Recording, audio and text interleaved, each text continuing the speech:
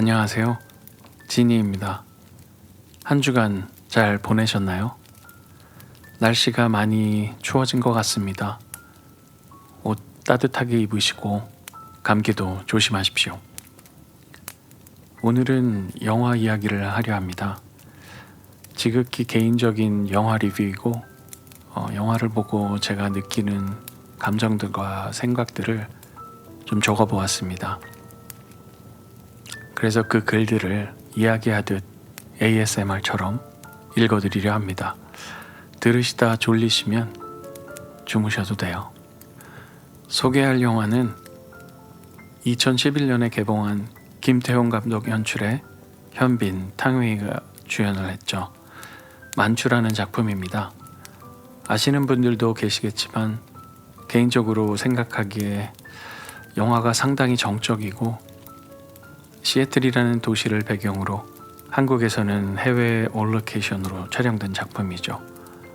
이국적이고 낯선 곳에서 낯선 사람과의 우연한 만남, 3일간의 짧은 시간에 서로 사랑이라는 감정, 그 이상의 말로 표현할 수 없는 어떤 감정들을 배우들의 표정과 호흡으로, 그리고 안개가 낀 시애틀의 몽환적인 분위기로 아주 긴 여운을 남기는 깊은 슬픔을 표현한 영화라 표현하고 싶어요. 예고편이나 영화를 보신 분들은 아시겠지만 큰 프레임으로 설명하자면 불행한 운명으로 수감되어 죄수번호 2537번으로 불려지는 애나라는 여주인공이 수감 7년 만에 어머니의 부고로 인해서 3일간의 특별한 휴가를 받습니다. 집이 있는 시애틀로 향하는 버스에서 한량 같은 남자지만 밝고 긍정적인 훈을 만나서 평범하지만 평범하지 않은 그런 만남으로 서로에 대해서 특별한 감정을 느끼게 되며 자신들의 감정들을 확인하는 그런 영화입니다. 이 영화는 대사가 그리 많지 않습니다. 출연 배우들도 그리 많지가 않고요. 거의 주인공 두 사람의 표정과 호흡의 감정 연기가 중심이 되어서 스토리를 이끌어갑니다. 안개가 낀 시애틀 배경을 표현하기 위해서 영화 내내 무채색 톤의 화면, 잔잔한 영상으로 만들어져 있습니다. 그리고 대사와 대사 간의 간격도 매우 깁니다. 자칫 지루함을 느낄 수 있는 그런 영화이기도 합니다. 어찌 보면 마치 1시간 30분짜리 뮤직비디오를 본 것 같은, 영화가 끝나고도 알 수 없는 긴 여운을 주는 묘한 영화라 저는 그렇게 느꼈습니다. 그래서 그런지 다수의 관객들이 영화 관람 후에 시애틀에 대한 동경으로 미국 여행에서 시애틀이 높은 순위를 차지했던 적이 있었다네요. 하지만 영화에서 안개 짙은 도시를 연출하기 위해 최대한 어두운 톤으로 촬영하고 짙은 안개까지 CG로 더욱 흐릿하게 표현했다고 하네요. 현빈도 현빈이지만 탕웨이가 연기한 여주인공 애나는 정말 짙은 슬픔 그 자체를 동양적인 외모로 애나의 깊은 슬픔을 너무 잘 표현한 것 같다는 생각이 듭니다. 이제 영화의 스토리를 시작하겠습니다. 시애틀의 한적한 어느 주택가에 이리저리 비틀대며 한 여인이 거리를 걷고 있습니다. 주인공인 애나는 안타깝게도 사랑하는 사람에게 배신당하고 그냥 그렇게 다른 남자와 결혼했지만 그녀의 남편은 의처증으로 그녀를 폭행하게 되죠. 그런 과정에서 의도적으로 살해했는지 우발적 사고였는지 밝히지는 않았지만 남편이 쓰러지고 본능적으로 도망치려 나와서 걷고 있었던 그녀는 문득 잃어버린 기억을 찾은 듯 정신없이 집으로 돌아갑니다. 돌아간 집엔 쓰러진 남편이 있고 흐트러진 바닥에서 지우지 못했던 사랑했던 사람과의 흔적인 사진을 찢어서 입에 넣어 삼킵니다. 그와 연결된 모든 것들을 씹어 삼킵니다. 모든 기억을 집어 삼켜 없애버려 혹시라도 그에게 피해가 생기지 않도록 말이죠. 그녀는 결국 살해 용의자로 체포되어 수감되고 7년이란 시간이 지나게 됩니다. 그동안 사랑했던 사람은 다른 여자와 결혼하게 되고 결국 모든 불행과 아픔은 애나가 끌어안게 되고 행복은 포기하고 덤덤히 모진 삶을 받아들이는 모습을 보입니다. 시간은 흐르고 7년 만에 어머니의 부고로 세상에 잠시 나올 수 있는 특별 휴가를 받게 됩니다. 집이 있는 시애틀행 버스를 타게 되고 그 버스 안에서 여성들에게 사랑을 대행해주는 비교적 밝은 성격을 가진 훈을 만나게 됩니다. 애나가 타고 있는 버스에 오를 때도 훈의 모습은 쫓기는 듯한 모습이었고 어렵게 버스에 올라탔지만 버스 티켓 값에 현금도 없었던 훈은 특유의 넉살로 모자란 버스 티켓 값을 애나에게 빌리며 첫 만남이 시작됩니다. 빌린 돈을 빌미로 또 한 번의 만남을 기대하는 훈에게 지금의 상황이 행복할 리 없는 애나는 갚을 필요 없다며 차갑게 거절합니다. 시애틀에 도착하면 돈을 찾아 바로 갚겠다며 차고 있던 시계를 건네주는 훈. 휴게소에 도착하여 친구의 전화를 받는 훈의 통화 내용을 통해서 훈은 미국에서 호스트 일을 하며 손님이었던 사모님의 남편으로부터 쫓기는 상황임을 알게 합니다. 시애틀에 도착한 두 주인공은 훈의 노력에도 불구하고 그냥 그렇게 각자의 갈 길로 헤어지게 되죠. 7년 만에 찾아간 집에 어색하게 맞이해주는 가족들도 낯설고 어머니의 부고 소식에 오게 된 옛 남자친구인 왕징도 만나지만 이미 그에겐 부인과 아기가 있었죠. 이 모든 상황이 낯설고 받아들이기 힘든 애나는 거리로 나섭니다. 우연히 지나던 쇼윈도우의 옷을 물끄러미 바라보다 이내 샵으로 들어가 옷도 사고 화장도 하고 7년 만에 해보는 귀걸이는 아픔을 참으며 억지로 뚫어야 했죠. 분위기를 바꿔 다시 아무 일도 없는 예전의 모습인 양 거리를 걸어보지만 갑작스레 교도소에서 로케이션 확인을 위해 전화가 걸려옵니다. 허겁지겁 전화를 받은 후 거울에 비친 자신의 모습에서 이내 나의 모습이 평범한 사람이 아닌 죄수 번호 2537번이라는 현실을 깨닫게 됩니다. 현실 앞에 서게 된 애나는 모든 것을 벗어버리고 원래 입고 있던 옷으로 갈아입습니다. 다시 돌아가려 발길을 돌린 터미널에서 우연히 훈을 다시 마주치게 됩니다. 애나는 모든 것을 포기한 심정으로 훈에게 자신을 맡겨버립니다. 허름한 어느 모텔 안의 두 사람은 모든 현실을 부정하고 이 순간에 몰입하듯 탐닉하려 하지만 애나의 마음은 어떻게 해도 자신의 과거와 현실을 떨쳐버릴 수 없는 듯 훈을 강하게 밀쳐내고 맙니다. 훈은 나랑 만나서 즐겁지 않은 손님은 처음이니까 할인해 줄게요. 오늘 하루. 라며 거절의 민망함을 자신감으로 무마하며 둘의 시간을 이어갑니다. 시애틀을 너무 잘 알고 있는 애나 앞에서 훈은 시애틀을 잘 아는 것처럼 자기가 가이드를 해주겠다며 너스레를 떱니다.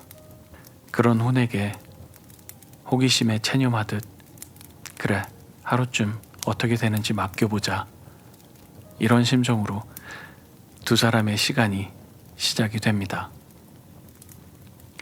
시애틀의 도시를 여기저기 다니며 도시의 모습이 영상에 담기긴 하지만 여전히 어두운 듯한 무채색 톤의 도시의 느낌은 시애틀을 묘한 매력이 있는 도시로 느끼게 해주는 동시에 애나와 훈의 인생의 어두운 면을 반영하는 듯 보여줍니다. 그렇게 시애틀 투어를 시작하게 된 두 사람은 문이 닫혀진 공원에서 범퍼카를 타게 됩니다. 잠시나마 애나는 불행의 현실로부터 잠시 벗어나듯 찰나의 미소가 언뜻 보이긴 하지만 이내 현실을 깨닫고 범퍼카를 멈춥니다. 그 옆으로 훈의 범퍼카가 다가와 애나 옆으로 멈춥니다.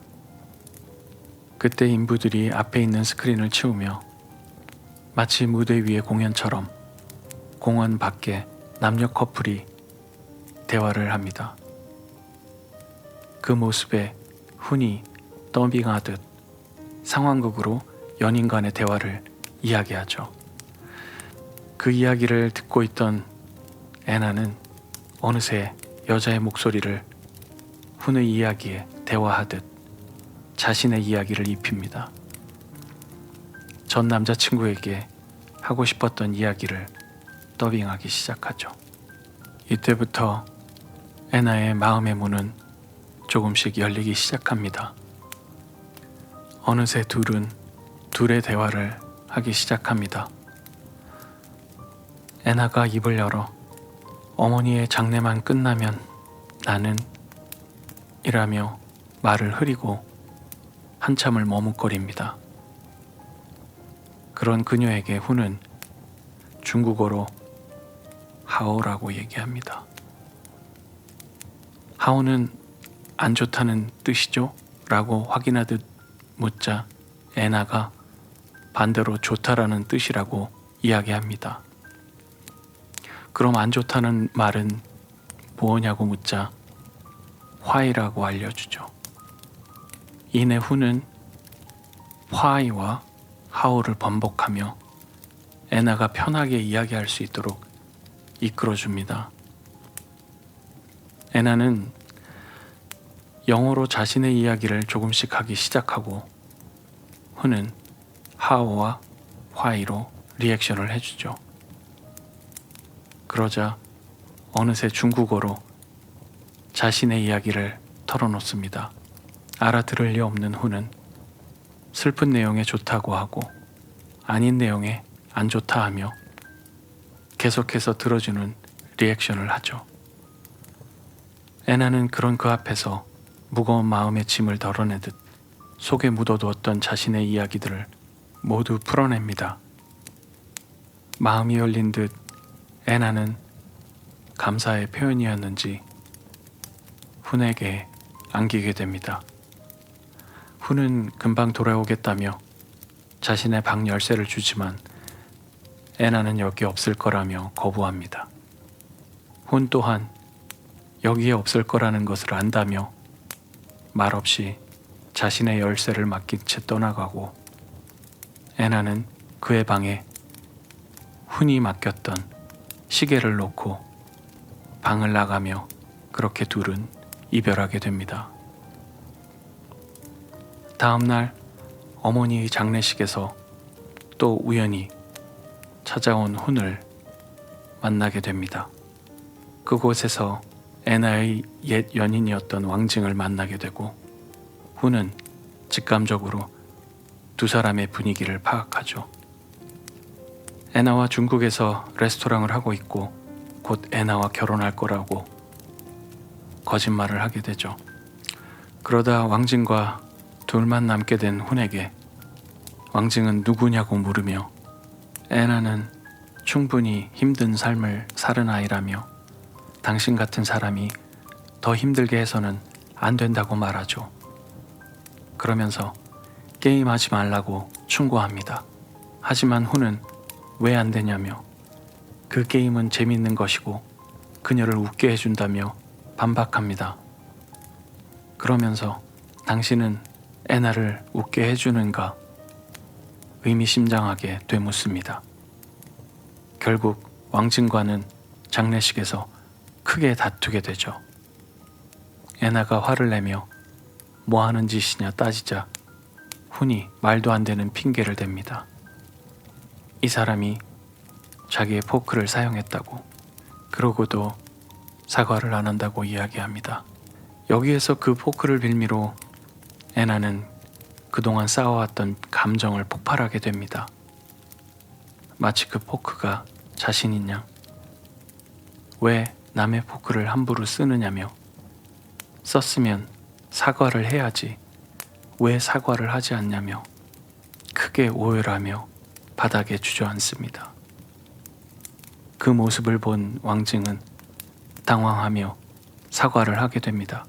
그렇게라도 왕증의 사과 속에서 과거를 떨어내버리고 싶은 애나의 처절한 오열의 모습이 이 영화에서 가장 격정적이고 깊은 슬픔의 장면으로 기억이 됩니다. 어느덧 이별의 시간이 다가오고 애나는 다시 교도소로 귀소하기 위해 버스에 올랐고 밖에서 아쉬운 듯 계속해서 바이를 외치는 훈. 결국 참지 못하고 버스에 올라 그녀와 함께 버스는 출발하게 되죠. 버스는 시애틀의 짙은 안개를 뚫지 못하고 휴게소에서 쉬어가게 됩니다. 쉬는 동안 두 사람은 드디어 마음의 문을 열게 되고 길고 긴 키스를 나누게 됩니다. 무려 2분이 넘는 롱테이크의 키스 씬으로 두 사람의 진실한 마음의 표현을 하려 했는지 모르겠습니다. 기나긴 키스 후에 훈은 2년 후에 출소되면 이곳에서 그녀를 기다리겠다고 말합니다. 그리고 애나는 커피를 사러 다녀온 사이에 훈은 만나던 여자의 남편으로부터 쫓기게 되고 결국 여자의 남편이 짜놓은 복수극의 희생양이 되어 그 여자의 살해 용의자로 훈은 체포됩니다. 커피를 들고 나온 애나는 기다릴 줄 알았던 훈의 부재에 당황하며 휴게소 여기저기를 헤매게 되고 당황함과 슬픔의 그 어디쯤 되는 표정의 애나의 모습에 배경에는 경찰들의 무전 소리가 이어지며 결국 그가 떠났다는 사실을 알게 되죠. 어느덧 2년의 시간이 더 흐르게 되어 애나는 출소하게 됩니다. 막 출소한 그녀의 모습에는 혹시라도 그가 와주지 않았을까 하는 듯 주변을 둘러보지만 그는 없었습니다. 이내 휴게소에서 기다리겠다고 한 약속을 기억한 듯 휴게소 카페에 앉아서 훈을 기다리는 애나. 하지만 아무리 기다려도 훈은 나타나지 않았습니다. 드디어 문소리가 들리고 고개를 돌려보지만 훈은 오지 않은 듯 애나는 이내 고개를 돌려 탁자를 보며 나직히 말합니다. 안녕? 오랜만이네. 긴 여운을 주며 영화는 끝이 납니다.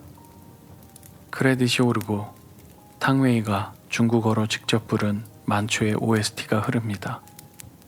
개인적으로는 이 곡이 이 영화의 OST 중에서 가장 잘 어울리며 가슴 절절한 슬픔을 잘 표현한 것 같습니다. 탕웨이가 영화 속 남주인공인 훈에게 한숨 섞어 이야기를 털어놓듯 담담하게 부른 이 곡을 계속해서 듣게 됩니다. 마지막으로 한국어로 번역된 가사의 내용을 읽어드리며 ASMR 영화 읽어주기를 마치겠습니다. 과거의 그림자가 내게 바짝붙어 떠돌고 내 눈앞의 세상은 무감각하게 평화롭기만 해요. 실망하지도 않고 기대도 하지 않게 되네요. 사랑은 서로를 잊지 못할 만큼 충분하죠. 외로움은 오직 나만의 몫인 것 같아요. 고마워요. 내 곁을 지나가 주어서. 낯선 당신은 익숙한 햇살같이 이 세상을 의미 없이 방황하는 나를 깨워주네요. 원래는 당신이 당황해하는 모습을 보게 될 줄 알았어요. 사랑은 내 맘대로 거부할 수 있는 게 아니에요. 바람이 불면 물보라는 흩어질 수밖에 없어요. 이렇지 않으면 또 어쩌겠어요. 정말 좋아하는 게 어떤 것인지 물어보지도 못했고, 영원할 줄 알았던 사랑이 이렇게 짧게 끝날지 생각도 못했네요. 그저 나는 당신이 내 곁에 머물기를 바랬을 뿐이에요. 사랑은 한 사람이 우긴다고 되는 게 아니에요. 잘못이 있다면 당신과 내가 함께 고쳐가야겠죠. 무언가를 기다리는 게 뭐 어때요? 늦가을이 끝나지 않은들 또 무슨 상관이겠어요.